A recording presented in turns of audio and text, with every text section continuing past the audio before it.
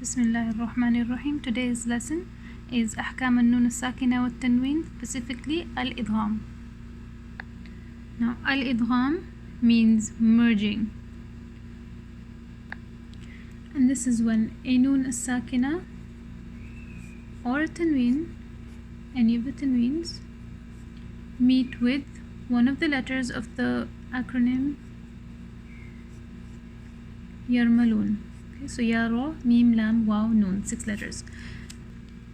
The linguistic definition of Al-Idgham or merging is when a sakin letter, which is the noon sakina here in this case, meets with another letter that has a haraka on it. Okay, and in this case it is one of the letters of Yarmalun. It can have any haraka. Any of these letters can have a fatha, dhamma or kasra. So when the noon sakina or tanween meet with a letter that has a haraka on it, then the noon sakina or tanween will merge into this next letter as if both of them are the same letter of the second kind. Okay, so let's give you an example. Let's say we have the words min and Rabbika. Okay, so you have these two separate words, min and Rabbika. Now what's gonna happen is this noon sakina turns into a ra sakina, and this ra fatha remains the same. So you see how there was a sakin letter, noon sakina meets with the mutaharrik letter, with this, in this case it has a fatha. So this noon sakina changes itself into the second letter and it becomes a mushaddad letter of the second kind. So you're gonna see in the Mus'haf written like this: the noon will be empty, no sign on top, not even a sakin on top, and the ra will have a shadda. Okay, and the rest of the word will be the same. Now this shadda is coming from the idgham. It's coming from the fact that the noon changed into a ra sakina. And if we take away the min, then you would just say rabbika with one ra. But if you add the min, then you're saying two ra's, mir rabbika. Okay. Something to note before we move on to the kinds of idgham, we're going to look at one of the rules. Idgham can only occur between two words. For example, mir rabbika, min ladunka, man ya'mal, man and ya'mal, etc. Okay, there is an exception to this rule, which is the ayah ta sin mim, which begins Surat Shu'ara. Okay, which is the first ayah of Surat Shu'ara. So when the huruf muqatta'at begin surahs like ta sin mim, ha mim, or alif lam mim, or alif lam mim ra, etc., they're considered one word. So the only exception to the rule that idgham must only occur between two words is ta sin mim, where you see the words ta sin mim and you're going to say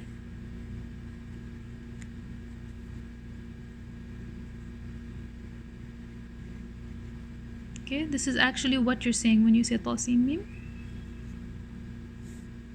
So you see ta is straightforward, it's just a mad tabi'i, then it's sin, and then mim. Now when you have a noon sakina and then there is a letter from Yarmalun there, same thing will happen. The noon will turn into a mim based on the next letter that's coming, right? And then the mim sakin plus the mim mutaharrak will then cause a shadda. So then you're going to be ignoring this mim altogether and you'll say ta sin mim, and that ghunna is coming from the mim and not from the noon at all.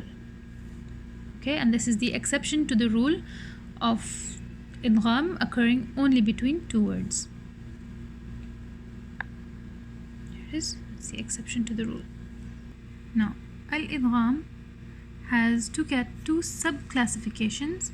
The first is idgham kamil versus naqis, and the other is idgham bighunna versus bighayr ghunna.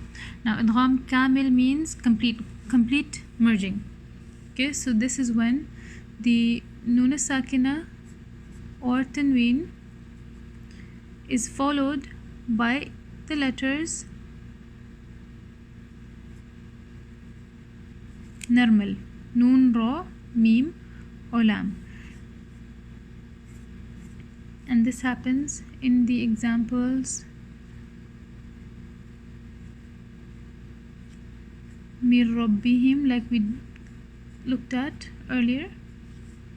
Okay, so the noon completely goes away and turns into a ra. So we will have a shadda here. Mir rabbihim.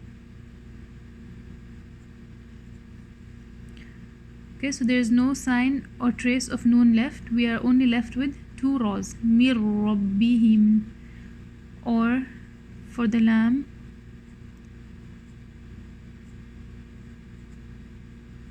min ladunhu.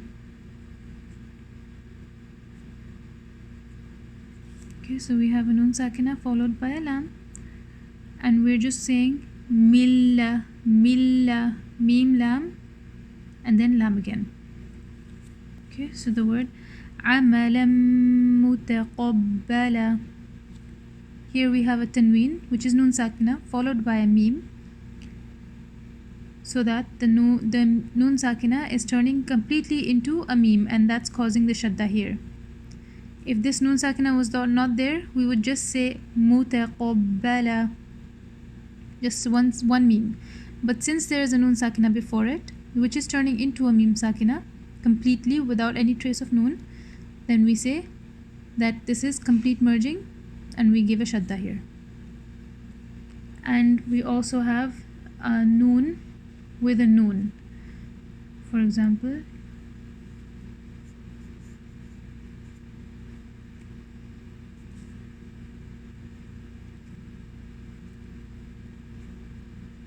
min nutfata. Okay, so noon sakina followed by another noon. So this one will be empty just like all the others. Okay, there will be no sign or symbol written on top of this noon. The next noon, or the next letter from these four letters, noon, ra, mim, and lam, they will have a shadda. Okay, and this shadda is caused by the changing of the noon sakina into the next letter, min nutfa. Okay, so the mim and the noon, of course, they have a long time ghunna. Okay,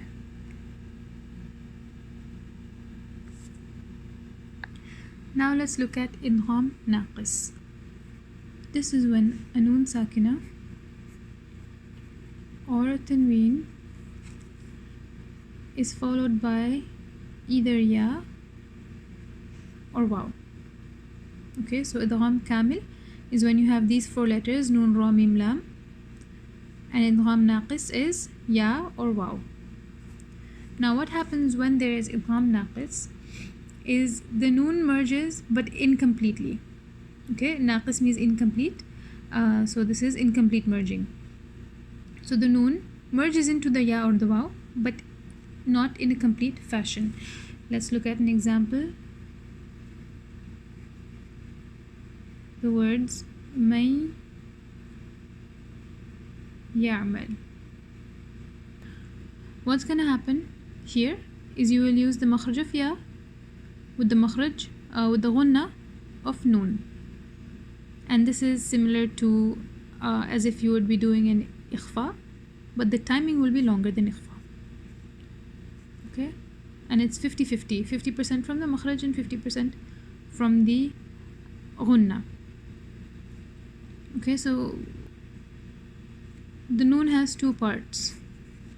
Okay, the juz al-lisani which is the makhraj inside the mouth, right? The tip of the tongue touching the gums of the top two central incisors. And then you have the juz al khayshumi, which is the ghunna from the nasal passage. So what happens in the ghunna naqis, idgham naqis, is that juz al-lisani goes away. It is merged into the ya. But the juz khayshumi stays. Okay? If you contrast that with idgham kamil, the noon sakinah's juz lisani merges and the juz khayshumi goes away as well, because the letter completely turns into the next one. Here we only lose the mouth portion because it changes into the letter that's coming afterwards, the ya or the waw, and the juz al-khayshumi stays. So you're going to actually give the ghunna without touching your tongue for ya or waw. Okay, so example, man ya'mal, or miwal. Okay, miwalin. So you're using the mouth for waw and the ghunna simultaneously, and it is definitely a longer time for the ghunna than the ikhfa.